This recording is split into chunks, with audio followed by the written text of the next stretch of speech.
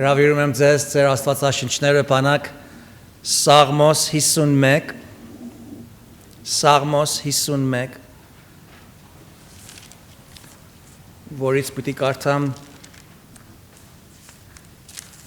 մի քանի համարներ առաջին համարից մինչև 7-րդ համարը Ողորմիր ինձ Աստված քո ողորմության պես եւ քո մեծ ողորմության պես ջնջիր իմ անօրենությունները Իսպար լվա ինձ իմ անօրենությունից եւ սրբիր ինձ իմ մեղքից որովհետեւ ես ճանաչում եմ իմ անօրենությունները եւ իմ մեղքը ամեն ժամանակ իմ առաջին է Միմիայն քեզ դեմ մեղանչեցի եւ չարը քո աչքի առաջին գործեցի որ դու արտար լինես քո խոսքերում եւ մաքուր լինես քո տատաստաններում Ահա ես անօրենությունով եմ ծնվել եւ մեղքով հղացավ ինձ իմ մայրը Ահա դու սիրում ես ճշմարտությունը երիկամունքներում եւ ծածուկ տեղը իմաստություն կսովորեցնես ինձ Սրբիր ինձ զոպայով եւ ես մաքուր կլինեմ Լվա ինձ եւ ծյունից սպիտակ կլինեմ Մեր Տերը դարձյալ կանգնել են քո պատվական խոսքիդ ներքո եւ հիմա խնդրում ենք ով Աստված որ դու մեր մեջ մեր սրտերի մեջ մեր հոգիների մեջ լսող ականջ եւ կամեցող սիրտ ստեղծես որպեսի Քո խոսքի ճշմարտությունը երբ լսում ենք դա ազդեցիկ լինի մեր սրտերի մեջ ով Սուրբ Հոգի Տեր սա քո խոսքը դա ուրեմն քո զորությանը տենք կարոտ որպեսի դու քո խոսքը գործնականության հանես յուրացության բերես եւ պատղավոր անես ու արգասավոր անես իբարս քեզ ամեն Անցյալ 1-2 շաբաթների ընթացքին Այս Սաղմոսի հերթական քարոզաշարքը սկսեցինք եւ դրան 4 բաժինների բաժանեցինք եւ տեսանք որ այս Սաղմոսի բուն նյութը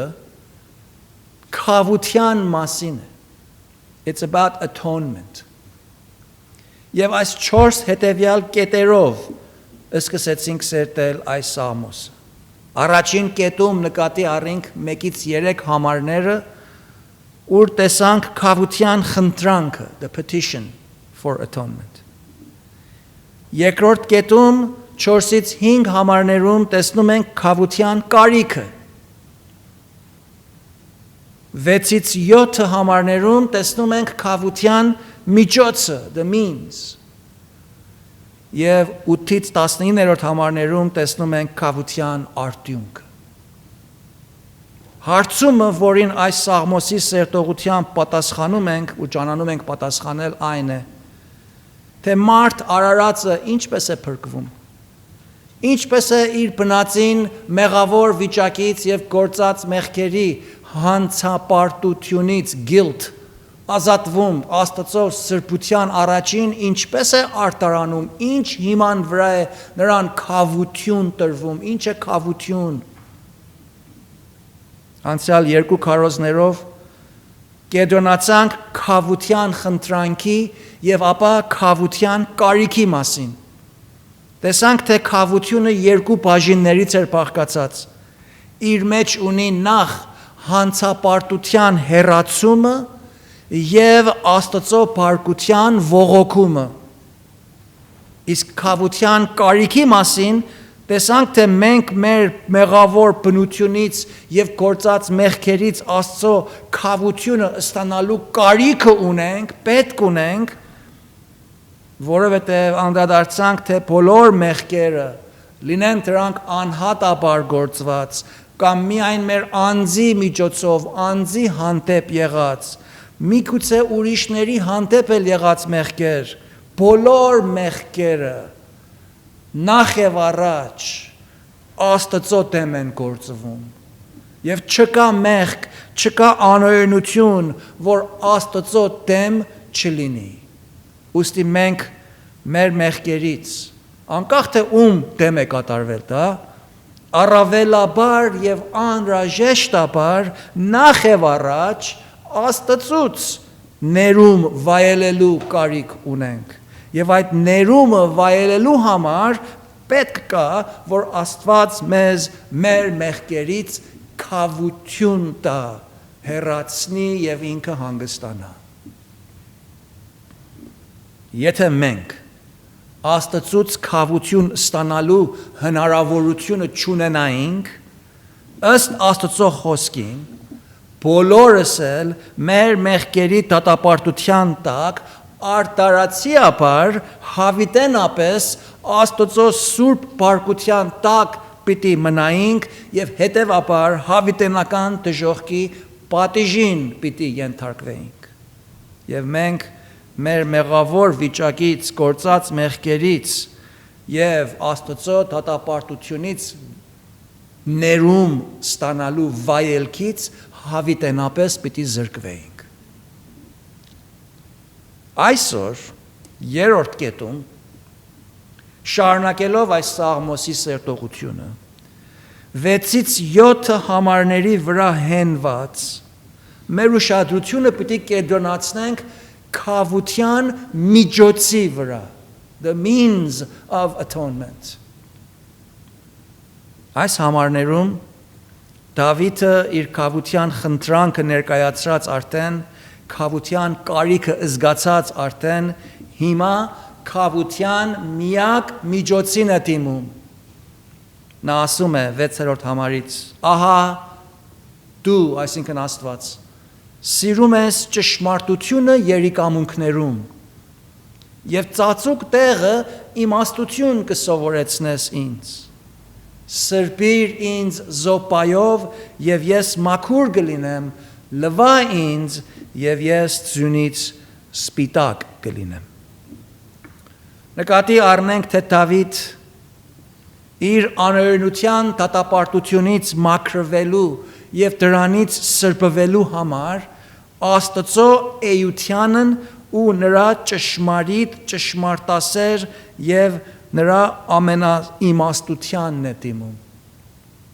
Պատճառը, որ Դավիթ Աստծո ճշմարտասիրությանն է դիմում, այն է, որովհետև Աստծո խոսքը մեզ սովորեցնում է, թե Աստվածաշնչում մեզ բացահայտված այն միմիայն ճիշտ եւ ճշմարիտ կենտանի Յահվե Աստվածը իրական է, ճիշտ է, ճշմարիտ է եւ ճշմարտասեր է։ Նա ճշմարտության Աստվածն է։ Աստված ինքը թե իր երակ ու մի սուրբ երամիասնական էությամբ, with his being, Trinitarian being, եւ թե իր երամիասնության երեք յուրահատուկ անձերով, in his triune persons, բնությամբ ճշմարիտ եւ ճշմարտասեր են։ Հայրն Աստված ճշմարիտ է, Որդի Աստված ճշմարտությունն է, Սուրբ Հոգի Աստված ճշմարտության Աստված է։ Այս աստվածային ստորոգելի հիման վրա է, որ Յահվե Սուրբ Երամիասնություն Աստվածը նաև հավատարիմ է, վստահելի է, ճշմարտախոս է, ճշմարտասեր է, ճշմարտապահանջ է, որովհետև միակ բացարձակ եւ կատարյալ ճշմարտությունը նա է։ Ուստի նա չի կարող ստել, նա չի կարող խաբել, ոչ էլ մեկը կարող է նրան խաբել, նրան ստել կամ նրան խաբկանքի ենթարկել։ Եվ նրա առաջին որևէ մեկը չի կարող եղած իրավիճակը եղածից ուրիշ մի բան ներկայացնել։ Եսայի մարգարեության 65-րդ գլխի 16-րդ համարում 65:16 Isaiah Աստծո խոսքը Աստծո մասին մեկ համարի մեջ երկու անգամ կրկնությամբ Աստծուն որպես ճշմարիտ Աստված է կոչում։ Կարդում ենք այնտեղ. Երկրի վրա օրհնվողը պիտի օրհնվի ճշմարիտ Աստծով։ Երկրի վրա երդում անողը երդում անի ճշմարիտ Աստծով։ Ուրեմն Աստված ճշմարիտ է։ Թվոց Numbers 23:19-ի մեջ Աստծո խոսքը մեզ վստահեցնում է ասելով, որ Աստված մարդ չէ, որ սուտ խոսի, ոչ էլ մարդու որդի, որ զղջա։ Միթե կասի եւ չի անել, կամ կխոսի եւ չի կանգնեցնել։ Տեր Հիսուսը երկրորդ անձնավորությունը երրորդության ինքը իր մասին, իր ճշմարտություն եղող էության մասին խոսեց։ Հովաննու 14-րդ գլխի 6-րդ համարի մեջ John 14:6 վկայեց ասելով. Ես եմ ճանապարհը, ճշմարտությունն the truth եւ կյանքը the life։ Հովանես Մկրտիչը Հովանես ավետարանի 1:14-ի մեջ Հիսուսի նկատմամբ ասում է, թե նա լիքն է շնորհքով ու ճշմարտությունով։ Նաև առաջին Հովաննու 5:20-ի մեջ Հովանես ավետարանիչը Տեր Հիսուսին որպես ճշմարիտ Աստված ու հավիտենական կյանք է ներկայացնում։ Նմանապես Սուրբ Հոգու մասին Հովաննու 16:13-ի մեջ Սուրբ Հոգի Աստծո մասին կարդում ենք, թե նա ճշմարտության հոգին է մեծատար հյով։ Առաջի Հովաննու 5:6-ի մեջ Հովանեսը գրում է Աստծո խոսքը ասելով, թե հոգին է, որ վկայում է, որովհետև ճշմարտությունը հոգին է։ Ուրեմն հոգին ճշմարտություն։ Թեպետ Դավիթ մեղք էր գործել եւ անօրենություն էր կատարել եւ այդ պատճառով էլ նա իր մեղքի համար հանդիմանվել էր, սակայն նա Աստծուն ճանաչում էր, նա Աստծո հետ հարաբերության մեջ էր, իր հաղորդակցությունն էր խզվել, բայց նա Աստծուն հավատացող անձնավորություն էր, Աստծուն ուղիղ հասկացող մեկն էր, նրա մասին ուղիղ գիտություն ուներ եւ դրան հավատում էր, վստահում էր։ Այդ պատճառով էլ, երբ որ Նաթան մարգարեն Դավիթի մոտ եկավ եւ նրան իր գործած մեղքերի համար հանդիմանեց, Դավիթը անմիջապես հիշեց, թե Աստված կատարելապես ճշմարիտ եւ ճշմարտասեր լինելով, դա անհնար պիտի լիներ Դավիթի համար, առանց ճշմարտությունը բացահայտելով նրանից ողորմություն եւ քավություն ստանալ։ Նկատի առնենք, թե Դավիթն Աստծուն ասում է. դու ճշմարտությունը սիրում ես երիկամունքներում։ Հիմա հարց պիտի տաք, որ ինչ կապ ունի երիկամունքը ճշմարտության հետ։ Երիկամունքները մեր մարմնի մեջ եղող մի անդամներ են, երկու հատ ունենք։ Հին գրականության մեջ, նամանավանդ աստվածաշնչային գրությունների մեջ, մարդուս երիկամունքները, ինչպես նաև նրա սիրտը, նրա մարմնի ներքին խիստ կարևոր անդամներից լինելով, ներկայացնում են մարդուս կարևորագույն ներքին ներքնաշխարը, մեր ներքին հոգևոր էական, հավիտենական էությունը, ոչ թե այս ֆիզիկական մարմինը։ Խոսքը ֆիզիկական երիկամունքների մասին չի։ Երիկամունք ասելով, Սաղմոս երկողը մարդուս խորհելակերպի, մտածելակերպի, մտածմունքների, շարժառիթների, մտադրությունների կեդրոնանիստը նկատի ունի։ the control center, կառավարչական կենտրոնը, ուր մեր շարժարիտները, մեր միտքերը, մեր խորհուրդները, մեր աշխարհայացքն է կառավարվում։ Դավիթն ասում է Աստծուն. Դու մարդուս ներսում ճշմարտախոս, ճշմարտասեր մարդուն ես սիրում։ Դու այնպիսի մարդկանց ես սիրում, որ իրենց միտքը, շարժարիտները, մտադրությունները միգուցե մարդկանց աչքերից ծածուկ լինեն, բայց քո առաջին նրանք իրենց մտքով, ներսով մաքրամիտ են, ճշմարտամիտ են։ Հետաքրքրական է, որ ֆիզիկական երիկամունքը մարդուս մարմնի պղծությունը մաքրող անդամն է։ Եվ որքան պատշաճ է, որքան հարմար է, որ երիկամունքի պատկերաբանությամբ դա գործածվի որպես մեր մեջ այն ներքին էությունը, որում Աստված մաքրություն տեսնել է սիրում։ Պատճառը, որ Աստված մարդուս ներքնաշխարհում ճշմարտություն է սիրում,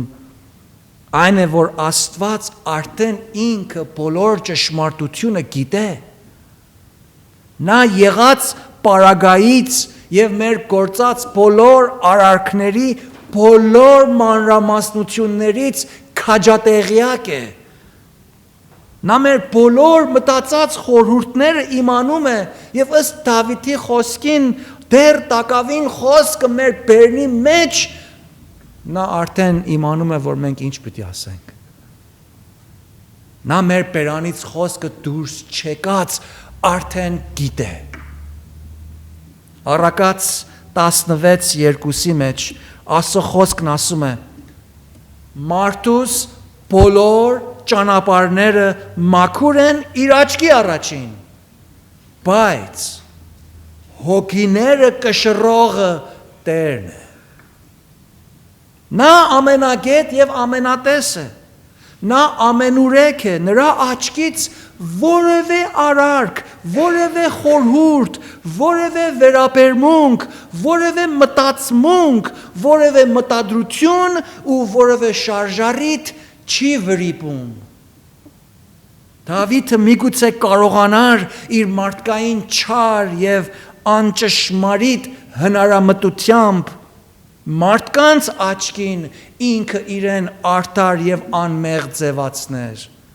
Միգուցե կարողանար Ուրիային պատերազմի ճակատում թշնամու սրով մերցնել տար եւ ասել ու սգալ թե իբրև թե թշնամին էր, որ Դավիթին սպանեց, Ուրիային սպանեց,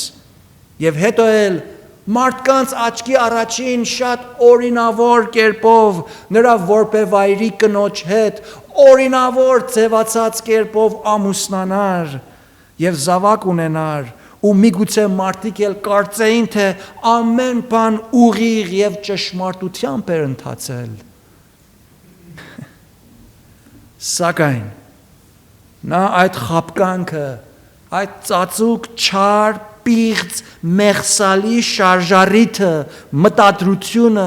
մեղավոր խորհուրդը եւ դրա հետևանքով կատարած մեղսալի արարքները հոգնակի ճշմարտասեր Աստծո աչքից չէր կարող ծածկել։ Չէր կարող նրանից ծածուկ ու գաղտնի պահեր։ Եվ Դավիթը դա իմանում էր։ Դրա համար նա այս իրականությանն անդրադառնալով, թե Աստված ճշմարիտ ներքնաշխարհ է սիրում, այս ճշմարտատես, ճշմարտասեր, ճշմարտապահանջ Աստծուց իրական քավություն ստանալու համար իր քավության միակ միջոցը, միակ կերպը, միակ ճանապարհը, դուռը այս ճշմարտասեր Աստծուն դիմելու ընթացքում իր հանցանքը ճշմարտաբար խոստովանելն էր։ Դրանից ճշմարտաբար դարձի գալն էր։ Պարագան նույնն է նաև բոլոր մարդկության համար, նաև մեզ համար, ու բոլոր նրանց համար, ովքեր Աստծո խոսքի ճշմարտության լույսի տակ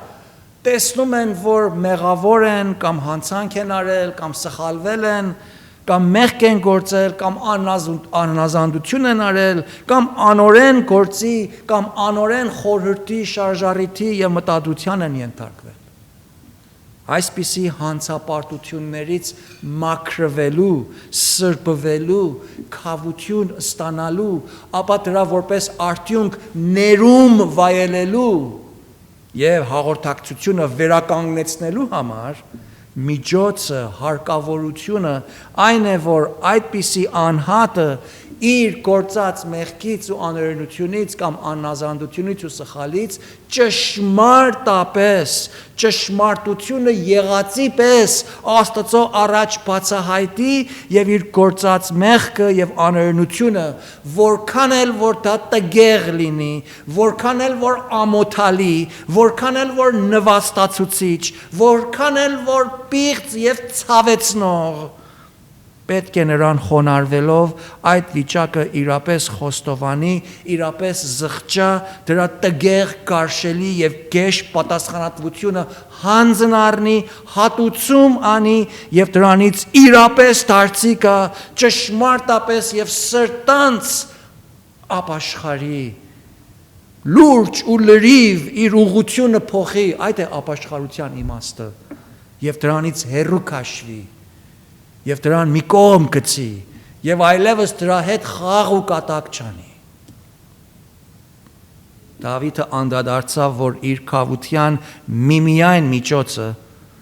ճշմարտասեր Աստծո առաջին ճշմարտությունը հանձն առնելով պետք էր խոստովանվեր, դարձի գալով այն հավատարիմ Աստծուն պիտի վստահեր։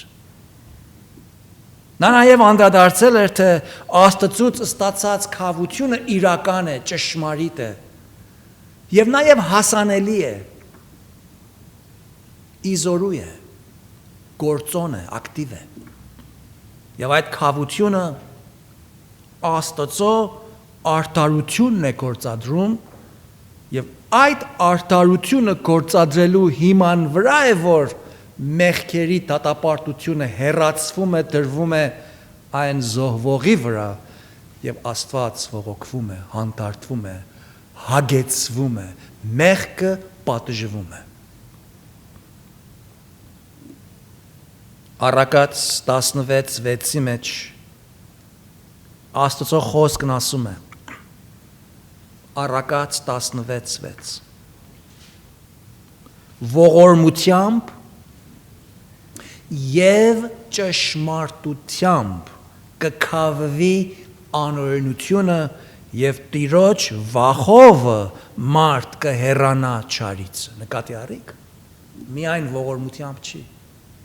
նաեւ ճշմարտությամբ։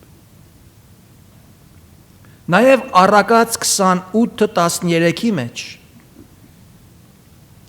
Աստծո խոսքը մեզ այսպես է վստահեցնում ասելով, Առակաց 28:13 իր հանցանքները խոստովանողը եւ դրանց մեկ կողմ գցողը, այսինքն դուրս նետողը, աղբի պես, ողորմություն կգտնի։ Քավության որպես միջոց նաև Աստծո ճշմարտասիրությունը մեծ դեր է կատարում։ Առաջի Հովհաննու 1:9-ի մեջ Աստծո խոսքը մեզ վստահեցնում է ասելով, ապա եթե մեր մեղքերը խոստովանենք, նա հավատարիմ է եւ արդար, որ մեր մեղքերը թողե մեզ եւ մեզ ամեն անիրավությունից սրբե։ Պատճառը, որ մենք կարող ենք վստահ լինել, թե երբ մենք մեր մեղքերը խոստովանելով դրանցից դարձի գալով քավություն ենք ստանում եւ Աստված մեզ թողություն է տալիս, այսինքն ներում է մեզ, այն է, որովհետեւ Աստված ճշմարտասեր է, նա իրական է, Նա ինչ որ ասում է ճիշտ է, ուղիղ է, ճշմարիտ է եւ այդ ճշմարտությունը վստահելի ճշմարտություն է, որտեղ ճիշտ է։ Հավատարիմ է, բոլոր հավատարմության արժանի է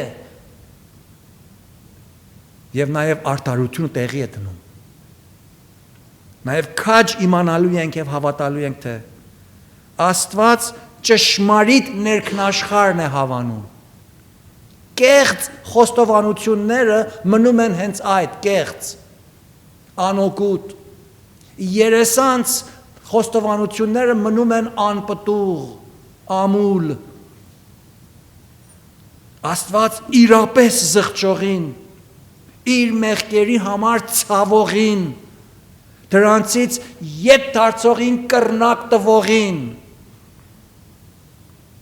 եւ սրտանց իր տեղ ապրող ու իր մեղքերի համար զոհվող Հիսուսին վստահողին է քավություն տալիս ու նրան իր բոլոր մեղքերից թողություն շնորհում։ Դրա համար երբ մենք իրապես Աստծո առաջին սրտաբեկոր, այսինքն կոտրված սրտով, Աստծո առաջին սրտաբեկ արարքով, սրտաբեկ խոհերով, սրտաբեկ շարժառիթերով, սրտաբեկված խոսքերով եւ կոտրված վիճակով, a contrite spirit, մեր մեղքերը խոստովանում ենք, զղջում ենք, կոծ ենք անում, լալիս ենք ու դրանից դարձի ենք գալիս ու աղերսում ենք, որ դրանք չեղյալի պես համարվեն։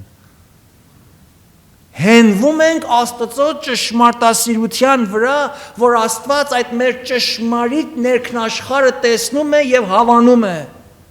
եւ դա է ուզում մեզանից։ Եվ ճշմարտապես հենվում ենք Հիսուսի վրա, Աստված դա է ուզում մեզանից։ Դրա համար մեր քավությունը, մեր փրկությունը հավատքի միջոցով է, Հիսուսով է,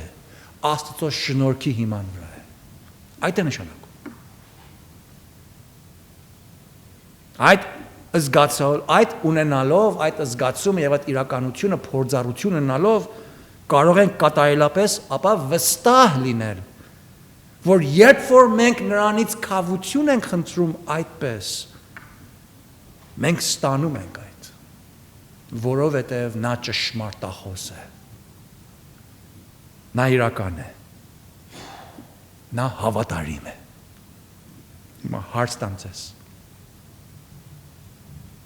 Առօրյա աղոթքներիդ մեջ հավատացյալ սիրելի քույրս եղբայրս, հանցանքներդ, սխալներդ, թերություններդ խոստովանելուց եւ դրանցից դարձի գալուց հետո եւ դրանց հանցապարտությունից մաքրվելուց, սրբվելուց համար Աստծուց թողություն խնդրելուց հետո, երբ որ աղոթում ես, խնդրում ես եւ վստահում ես ու աղոթքդ վերջացնում ես, հետո ինչ ես մտածում։ Դրանից հետո մտքումդ ինչ է անցնում դառնում այդ իրականության մասին։ Հաճախ հավատացյալներս մեր գործած սխալներից խոստովանելուց հետո, աղոթելուց հետո, Տիրոջը վստահելուց հետո, աստվածաբանությունը լավ իմանալով հանդերձ, մեր աղոթքից վեր են կենում եւ դեռ մեր ոտերը չճշտած արդեն սկսում ենք կասկածել։ Ու չեն կարողանում Աստծուց ստացած մեր քավության քաղցրությունը, շնորհքի անուշությունը, ողորմության մեծությունը եւ լիությունը եւ խաղաղությունը եւ հաշտությունը կատարելապես վայելել։ Այս տարակուսանքի պատճառն այն է, որ հավատացյալներս թեպետ գիտենք, որ Աստված ճշմարտասեր է, սակայն նրա ճշմարտասիրությանը կատարելապես չենք հենվում ու փափագում ենք, որ այդ մեր թողությունը մեր մարդկային զգացումներով Աստծուց ստացած այդ շնորհքը մեր մարդկային զգացումներով շոշափենք, զգանք, մազերը փուշ-փուշ լինեն։ կամ քրտինք վրա տա։ Միգուցե մազերդ փուշ-փուշ դեն ու քրտինք վրա տան, բայց դա անհրաժեշտ չի։ Դա չի քավություն ստանալու փաստարկը։ Քավություն ստանալու փաստարկը Աստծո հավատարմությունն է։ Երբ նա ասում է դու երիկամունքներում ճշմարտություն ես սիրում, ու ես իմ երիկամունքումս ճշմարտությամբ Աստծո առջև խոստովանում եմ, աղերսում եմ, լալիս եմ եւ խոնարհվում եմ եւ ներում եմ խնդրում, ուրեմն պետք է վստահեմ հենց այդ նույն ճշմարտասեր, ճշմարտախոս Աստծո ճշմարիտ խոսքին, որ երբ ասում է քեզ ներում է, հավատարիմ եւ արդար է, որ մեզ բոլոր անհրաժեշտությունից մաքրում է, ուրեմն ես մաքրված պետք է լինեմ, ես մաքուր եմ։ Ուրեմն կասկածի տեղ չի մնում։ Սիրեներ, մեր քավությունը աներևույթ Աստծո, այն էլ ճշմարիտ աներևույթ Աստծուց մեզ հանդեպ կատարած իր արդարագործության եւ ողորմածության հասույթն է։ Եվ դա մենք ֆիզիկական զգացումներով չենք կարող զգալ։ Դրան միմիայն կարելի է հավատքով շոշափել։ Դրա համար մեր փրկությունը հավատքի միջոցովն է, ոչ թե զգացումների միջոցով։ Դրան միմիայն կարող է հավատքով ստանալ եւ շարունակաբար հավատքով վայելել, այսինքն վստահությամբ Աստծո խոսքին որպես ճշմարիտ բացարձակ ճշմարտություն վստահությամբ վայելել։ 6-րդ համարում նկատի առնելու ենք, թե Դավիթը շարունակում է ասել Աստծուն. դու ծածուկ տեղը ինձ իմաստություն կսովորեցնես։ Ինչու է Դավիթը մեղքերից քավություն ստանալու եւ Աստծո ողորմություն եւ թողություն ստանալու ենթահողի մեջ իմաստության խորհուրդը մեջ բերում։ Պատճառը այն է, որ մեղավոր եւ անօրեն մարդը իր սրտում, իր երիկամունքում, իր ներքնաշխարհում Աստծո վախը չունի։ Եթե Աստծո վախը ունենար, շատ հավանաբար այդ մեղքը չէր գործի to begin with։ Բայց Աստծո վախը չունենալով կամ Աստծո վախը ակնաթող անելու հետևանքով է, որ մենք հաճախ մեղքի եւ հանցանքի մեջ ենք ընկնում։ Մենք մեր մեղսալի բնության համեմատ մտածելիս եւ դրա համեմատ արարք ու քայլ առնելով է, որ հանցանքի մեջ ենք ընկնում։ Եվ մարդիկ կարծում են, որ իրենք շատ ճարպիկ են, բայց Աստծո վախը չունեն։ Եվ այդ իրենց գործած անօրենությունները իրենց ճարպկության են առնչում։ Մոռանալով, որ նա որ Աստծո վախը չունի, Աստծո խոսքը նրանց շատ դիպուկ կերպով է բացահայտում։ Աստծո վախը չունեցողը մի խոսքով Աստծո խոսքը եւ Աստծուն չեղյալի հավասար է անում։ Եվ Աստված այդպիսի անձերին, ովքեր առանց Աստծո վախի են շարժվում, անում, գործում, մտածում, շարժադրվում, Աստծուն չեղյալի պես են համարում իրենց կյանքում, Աստծո խոսքը նրանց հիմար կամ անզգամ է կոչում։ Հիմարը կամ անզգամը ըստ Աստծո խոսքին այն մարդն է, ով իմաստուն չի։ The unwise is the fool. Ու իմաստությունից զուրկ է։ Սաղմոս 14:1-ի մեջ եւ նմանապես 53:1-ի մեջ նույն համարը երկու անգամ գործածված է։ Աստծո խոսքը կրկնաբար մեզ սովորեցնում է ասելով անզգամը կամ հիմարը կամ ոչ իմաստունը իր սրտումն։ Տեսեք, ամեն բան սրտից է սկսում, ներսից է սկսում։ Իր ներսումը, իր մտքի մեջ, իր կառավարչական կեդրոնում ասեց, ում ասեց, ինքն իրեն ասեց, ինքը ճանանում է իրեն համոզել, թե ինչ, թե Աստված չկա, Աստված չկա, Գնանք ուզում ես արա։ Իսկ ճիշտ սրա հակառակը։ Աստծո խոսքը նաև սրա հակադրությունն էլ է սովորեցնում մեզ։ Ասում է թե իմաստության հենց սկիզբը, իմաստուն լինելու առաջին նախաքայլը, նախապայմանը, նախավիճակը հենց Աստծուն ճանաչելն է, ճանաչել նշանակում է մտերմանալ, մոտիկ լինել, միանալ, մեկ դառնալ, հարաբերության մեջ լինել։ Առակաց 9:10 մեջ կարդում ենք այս գեղեցիկ համարը, որ մեր հայերեն լեզվի մեջ, երբ Մեսրոպ Մաշտոցը տարերի գյուտը ավարտեց,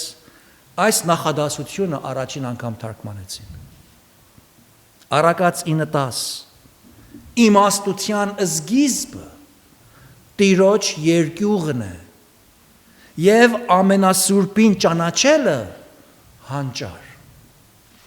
Ուրեմն այս երկվորյակ ճշմարտությունները լավ իմանալով, թե անզգամն է, որ ասում է Աստված չկա, բայց Աստծուն ճանաչելը իմաստության սկզբնակայլն է, հիմնավորն է։ Հիմա Դավիթ այս երկուս իմանալով ասում է. Իմ մեղքերից ստանալու միակ միջոցը Աստծուց ծածուկ տեղը իմաստություն սովորելն է, այսինքն Աստված իմ ծածուկից պիտի առաջ իմաստուն անի, ներսից ինձ պիտի իմաստություն տա, ինձ Աստծո ճանաչումի հիման վրա իմաստուն պիտի անի, որպեսզի ես չընկնեմ այն անզգամի կոշիկների մեջ եւ կարողանամ իմ մեղքս խոստովանել ուղիղ միջոցին դիմելով։ Դավիթն ասում է. այս իմաստություն սովորելու առաջին քայլը այն է, որ Աստծուց պիտի երկյուղեմ, այս էակին պիտի լավ ճանաչեմ, եւ նա է, որ ինձ կսովորեցնի, թե ինքը ով է, ինչ է ուզում ինձանից եւ ես ինչ պարտական եմ նրան, մանավանդ այս պարագայի մեջ։ Երբ մեկի հետ մի մարդու պես մոտենում ես, նրա հետ միանում ես, նրան մտերմանում ես, նրա հետ շատ սերտ ու մոտիկ հարաբերության մեջ ես մտնում, այն ժամանակ կարող ես ասել, թե դու այդ մարդուն ճանաչում ես, աստվածաշնչային իմաստով, որովհետև ճանաչելը միայն տեղեկություն ունենալ չի։ Այստեղ էլ Դավիթն ասում է, իմ մեղքերից ստանալու միջոցը Աստծուն որպես Աստված ճանաչելն է, նրան միանալն է, նրա հետ մտերմանալն է, ծածուկ տեղը նրանից սովորելն է, նրանից երկյուղելն է, որտեղ իմաստության դասի առաջին դասարանը աստվածաերկյուղությունն է, Աստծո վախով ապրելն է, Աստծո երկյուղացության ակնոցով աշխարհը եւ բոլոր եղելությունները դիտել եւ ըստ այնմ քայլ առնելն է։ Ապա 7-րդ համարում Դավիթը քավության միջոց եղող ապաշխարության եւ այդ ապաշխարության որպես արդյունք ներման յետևումը կանգնած աղբյուրը եւ ակն է բացահայտում։ Այդ միջոցի ակունքն է մեզ ներկայացնում։ Ուրիշ խոսքով հարցումը այն է, թե ինչու է խոստովանությունը կամ դարձի գալը կամ ապաշխարությունը քավություն ստանալու միակ միջոցը։ Why should repentance be the only means of atonement? 7-րդ համարում Դավիթը այս հարցման պատասխանի բանալին է տալիս մեզ։ Եվ Աստծուն ասում է. Սրբիր ինձ զոպայով եւ ես մաքուր կլինեմ, լվա ինձ եւ ձյունից սպիտակ կլինեմ։ Առաջին հայացքից այս համարը այնպես է թվում, որ մի րոպե Դավիթը արդեն իր խնդրանքը առաջին 3 համարների մեջ էր ասել, բայց սա էլ կարծես թե այդ խնդրանքի կրկնությունն է։ Թեպետ սա խնդրանքի ոճով է գրված, սակայն այս քավության միջոցի արմատային հիմունքն է ներկայացնում մեզ սիրելիներ։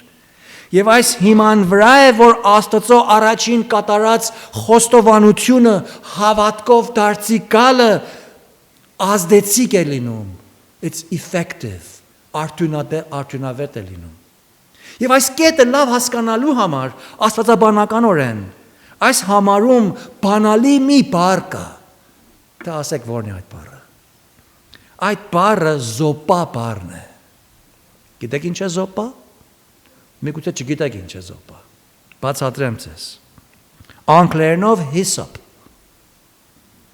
Դուք ձեր տան մեջ հին երկրում ավել ունեիք, ոչ թե պլաստիկից սարքված, այլ բույսերից սարքված, ստեղ էլ կա։ Բույսերից, չոր խոտերից ավել, որ ավելում էին։ Կամ փոքրիկ ավելներ, որ ջրի մեջ էինք թրծում եւ ջուր էինք շախտալիս, օրինակ հողատարածքի վրա, որ փոշի չբարձրանա։ Հիշում եք, տատիկները, մամիկները գյուղում այդպես են անում։ Զոպան այսպիսի մի գործիք էր։ Իրականության մեջ զոպայի մեջ գործածված բույսը շատ գեղեցիկ ծաղիկ է, մանուշակագույն, երկար ծիկ սեղմ ունի։ Եվ այդ երկար ծիկ բույսը կտրում են, չորացնում են եւ որովհետեւ գեղեցիկ ծաղիկներ ունի, նրբիկ ճյուղեր ունի, ճիշտ ավելի է նմանում։ Եվ հավաքում են իրարու շուրջ եւ թելով կապում են մի փայտի։ Եվ կտրում են, հավասարեցնում են եւ դրան գործ են ածում որպես հեղուկ շաղ տվող գործիք։ Դրան ասում են զոպա։ Հին կտակարանում տաճարի մեջ մարդիկ իրենց մեղքերի քավության համար զոհեր էին մատուցում կամ հիվանդներ երբ որ գալիս էին եւ իրենց մաքրությունը ուզում էին քահանաներին ցույց տան եւ քահանան ծիսական մաքրագործություն կատարելու համար թրջուն էր զոհում եւ այդ զոհված անասունի արյունը պիտի սրսկեր այդ մեղավորի կամ այդ հիվանդությունից բուժվածի կամ այդ խոստովանողի վրա իբրև ծիսական մաքրագործության արարք։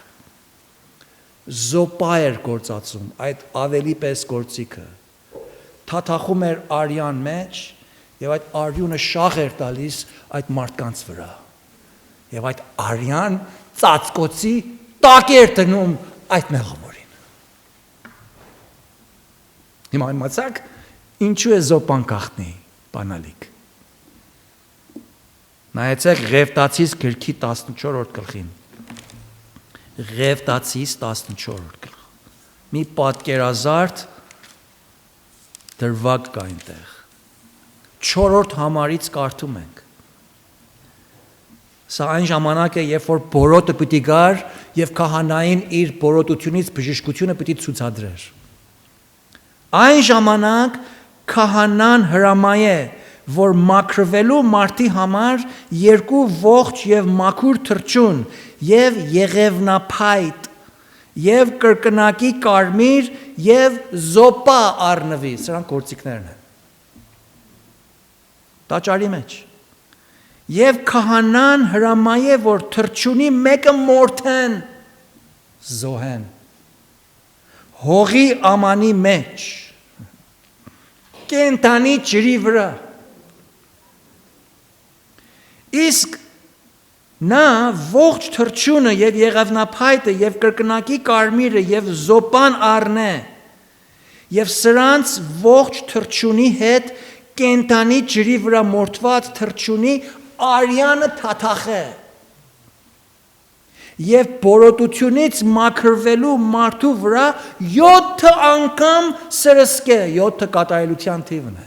Աստվածաշնչի մեջ։ Եվ նրան մաքրե եւ ողջ թրջունը դեպի դաշտը արձակե, այսինքն հեռացնի։ Ինչի պատկեր է սա։ Քավության պատկերն է սա։ Հեռացման պատկերն է։ Արյան հեղման պատկերը, մահվան, այսինքն մեղքի պատիժ կրելու պատկերը, Արյան արժանիքով դատապարտության տակից դուրս գալու եւ արդարության կամ ուղղարարության տակ մտնելու պատկերը սա։ Դավիթը սրանց լավ իմանում էր։ Դավիթը սրան ամեն օր տեսնում էր տաճարի մեջ։ Դավիթը գիտեր, որ իր մեղքերի համար քավություն ստանալու նպատակով պետք էր մահ տեղի ունենար, պետք էր արյուն թափվեր։ Եվ ինքը այդ արյան տակ պիտի մտներ։ Այդ արյունը պիտի սրսկվեր իր սրտին, իր ներքնաշխարհին, այնտեղ ուր Աստված ճշմարտությունը սիրում է, այնտեղ ուր ինքը այդ ճշմարտությամբ խոնարհվել էր։ Եվ այդ միջոցի ակը, այդ միջոցին իմաստավորողը այդ զոպայով սրսկված արյունն էր, այն կատարված զոհն էր ու այն հեռացված անասունն էր։ Դրա համար Դավիթը իր գործած անօրենությունները եւ մեղքերը որպես հոգեվոր բորոտություն, որպես վնասակար, վտանգավոր եւ վարակիչ պղծություն է տեսնում։ Եվ Ղևտացիս գրքի մեջ ճիշտ նման այն բորոտի մաքրվելու եւ թե ֆիզիկապես, թե ծիսականորեն, թե դատական գետնի վրա Աստծուց քավություն ստանալու միջոցը եւ ակը միմիայն իր կյանքը փոխանորդաբար տվող զոհին է հենվում։ Թեպետ այդ զոհը տակավին Դավիթի համար հին ուխտի մեջ պատկերազարդ պատկերաբանությամբ թրջունն էր, որտեղ Մեսիան դեռ չէր եկել, իրական զոհը դեռ չէր հայտնվել, Աստծո գառը դեռ աշխարհ չէր եկել, բայց եւ այնպես նրանք առջև նայելով ժամանակավորապես այդ նույն քավությունն էին ստանում, այդ նույն արարքի ծիսական կատարությունով։ Բայց եւ այնպես երբ նոր ուխտով, այն նոր ուխտի միջնորդ Հիսուսը իր կյանքի եւ զոհի միջոցով Աստծո կողմից մեզ համար մեկ անգամ ընդմիշտ մեղքերից մաքրվելու, սրբվելու, Աստծո առաջին սուրբ եւ արդարացած կանգնելու նա մեզ համար դուռ եւ միջոց բացավ։ Այն զոպան, որ հին ուխտի մեջ անասունների արյան մեջ թաթխվելով կյանքի պատժահատուցումով հավատացյալներին մաքրում էր, սրբում էր, սրսկում էր, արյունն էր շաղ տալիս, հիմա նոր ուխտի մեջ Հիսուսին է ներկայացնում, ով իր ուղարար մարդկային կյանքը մեր մեղքերի համար, մեր հանցանքների համար դրավ, որպեսզի նրա թափած արյան արժանիքով մենք Աստծուց մեղքերի քավություն ստանանք։ Եվ շարունակական մեր հանցանքներից հենց նույն զոպայի արյան սրսկումով, նրա այդ նույն ազդեցության տակ շարունակաբար մեր առօրյա մեղքերից էլ արտարանանք, երբ որ նրանք իրապես զղջում ենք։ Դրա համար հարց տվի ձեզ. ինչ եք անում աղոթքից հետո, երբ որ ձեր մեղքերը խոստովանում եք։ Մնում ես այդ արյան տակ։ Արյան տակ, սուրբ արյան տակ։ Այս իմաստով էր, որ Հովանու 14:6-ի մեջ Տեր Հիսուս ինքն ասեց. Ես եմ ճանապարհը, միակ ճանապարհը, ճշմարտությունն, միակ ճշմարտությունը եւ կյանքը։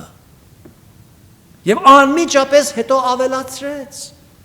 ոչ ոք հոր մոտ չի գալիս, եթե ոչ ինձանով, ուրիշ ձև չկա։ Քավության ուրիշ միջոց չկա, սիրելիներ։ Ուրիշ մեքենա, ուրիշ դուռ, ուրիշ կամուրջ, ուրիշ ճանապարհ չկա Հիսուսից ջոկ։ Որտեղ միակ ինքն էր բոլոր մարդկության պատմության մեջ, որ իր կյանքը, այն էլ իր ուղարար կյանքը ուրիշի համար դրավ, որպես այդ ուրիշ մեղավորին արտարացնի եւ ուղարար կանգնեցնի եւ քավություն շնորհվի այդ մարդուն, ինչպես ինձ եւ քեզ։ Այս իմաստով էր, որ Գործք առաքելոց 4:12-ի մեջ Պետրոս առաքյալը Հիսուսի խաչելության մասին խոսելիս Գործք առաքելոց 4:12 Եվ միայն Հիսուսով մեղքերից փրկություն քարոզելով ասեց եւ ել մի ուրիշ մեկով, այսինքն ուրիշի միջոցով փրկություն չկա, որովհետեւ ուրիշ անուն էլ չկա երկնքի ներքև մարդկանց տրված, որով կարելի լինի մեզ փրկվել։ Ուրիշ միջոց չկա։ Միայն Հիսուս։ Դավիթ իր քավության միակ միջոցը մեղքերի թողության համար փոխանորդական մահվան եւ արյան հեղման հենած Աստծուն ասում է դու այն արյունիցը իմ վրա ցանի ով Տեր ինձ էլ այդ արյան տակ առ այն մեղքի պատարակ եղող էակի արյունից իմ վրա շաղ տուր Ինձ էլ այն սրբարար իմաստի տակ ներար Ինձ էլ մեղքի համար թափված արյան արժանիքին ենթարկիր որ երբ որ դու այդպես անես ով Տեր ասում է երբ որ ես արյան տակ մտնեմ երբ որ ես այն արյունով ծածկվեմ երբ որ այն թափված արյունը իմ սրտիս էլ սրսկվի, իմ դրանտիկիս էլ քսվի, ես մաքուր կլինեմ։ Ես իմ բոլոր մեղքիս սևերեսությունից ու ամոթից ու ամաչանքից գարշելությունից կազատվեմ, ինձանից կհեռանան, ես կլվացվեմ։ Ոչ թե միայն կմաքրվեմ, այլ ձյունի պես սպիտակ կլինեմ։ Մի կետ անգամ չի մնալ իմրս, որտև Աստված իր բոլոր արդարությունը պահանջով միատեղ կհագեցվի։ Դրա համար ենք ասում, Տեր Հիսուս Քրիստոսի արյունը մեզ սրբում է, ինչ,